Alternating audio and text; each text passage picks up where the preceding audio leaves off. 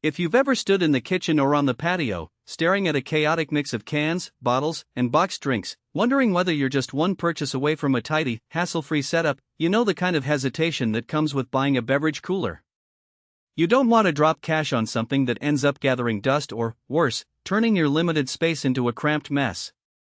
The question on every buyer's mind is simple: is this the right unit for my home, my outdoor bar, or my tiny apartment?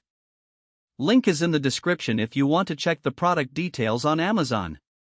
I've spent the last few days digging through customer photos, Q&A threads, and a handful of forums where people discuss compact refrigeration solutions. What I found is a mix of practical concern: size, power consumption, and how the unit actually fits into everyday life, along with a few trade-offs that tend to get glossed over in the glossy marketing copy. Let's break that down so you can decide if the Summit 19-inch beverage center is worth the spot in your budget and your kitchen or patio. First, let's talk about the space factor. At 19 inches wide, this unit sits comfortably on most countertops, under a kitchen island, or even on a built-in bar shelf. The 3.13 cubic foot interior isn't huge, but it's surprisingly generous for a compact label. In real terms, you can fit roughly 30 standard 12-ounce cans side by side, or a combination of taller bottles and a few six-packs. For a family that drinks a moderate amount of soda, beer, or bottled water, that's enough to keep the fridge stocked for a weekend gathering without needing multiple trips to the store. If you're living in a studio apartment and can only spare a single shelf for an appliance, the shallow depth is a blessing. The unit doesn't protrude far into your workspace, leaving room for your coffee maker or toaster. Now, a lot of people wonder whether a beverage center that's advertised as outdoor ready can truly survive the elements. The Summit model is panel ready, meaning you can install it behind cabinetry or integrate it into a custom outdoor bar. However, the panel itself isn't included, so you'll need to either buy a matching frame or build a simple enclosure. The metal shell on the unit is powder coated, which offers decent resistance to rust and UV fading, but it isn't a full and marine grade finish. In practice, I've seen owners place the cooler on a shaded patio table and run it year-round with no issues, but they also note that extreme heat spikes. Think a summer day over 95 degrees can cause the interior temperature to creep up a few degrees, making the unit work a bit harder.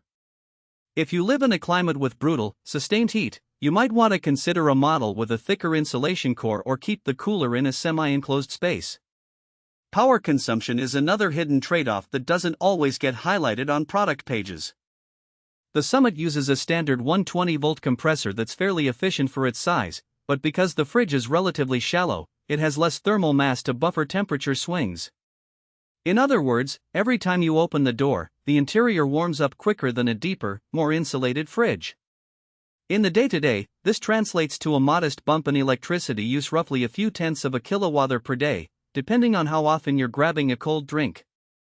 For most households, that cost is negligible, but if you're counting every cent in a tight budget, it's worth noting. So, who should buy this unit? If you're a homeowner who enjoys hosting game nights, backyard barbecues, or simply wants a dedicated spot for sodas and craft beers without sacrificing the main refrigerator, this cooler is a solid fit. It shines for people who have a semi-dedicated bar area, a small outdoor kitchen, or even a garage workshop where a separate cooler can keep supplies from contaminating a primary fridge. The panel-ready feature makes it attractive for those who like a seamless look. Think a built-in bar where the cooler blends into the cabinetry instead of standing out as a freestanding appliance. Conversely, if you're looking for a unit that can double as a primary food refrigerator, skip this model.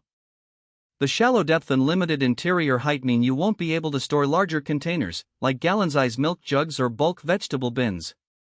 Also, if your primary goal is to have a freezer alongside a fridge, you'll need a separate freezer unit. The Summit doesn't offer a frost-free function or a deep freeze compartment. Lastly, for anyone in an extreme climate, whether scorching desert heat or bitter snow, this cooler may need additional insulation or a sheltered spot to maintain consistent performance. Let's look at some practical strengths. The first real advantage is the convenience factor. Imagine you're setting up a patio party, you pull the cooler out, loaded with chilled beer, and it's ready to serve.